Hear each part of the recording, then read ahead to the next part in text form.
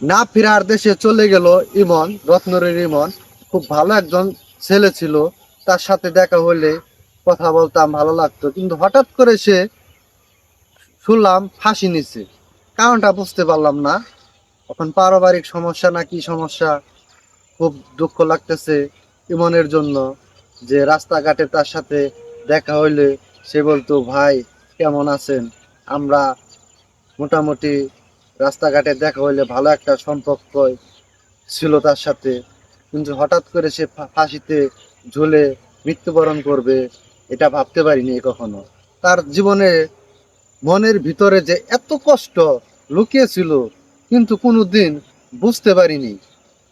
এরকম তাকে দেখাই যায় নাই যে তার মনের ভিতর এত কষ্ট। তুমি তাকে আল্লাহ কোন ভুলে কোন সাজা দিছ আমরা জানি না, তাকে তুমি মাফ করে দিও। কারণ আমরা জানি মুসলমান ধর্মে ফাঁসি নিয়ে মৃত্যুবরণ করলে এরকম পাপের কোনো সীমা হয় না। তারপরেও আল্লাহ পাক রব্বুল আলমিনের কাছে আমরা হাত তুলে দোয়া করি। ইমন খুব কষ্টে দুঃখে যে কোনো ত্যাগে মারা গেছে, একমাত্র ইমনই জানে।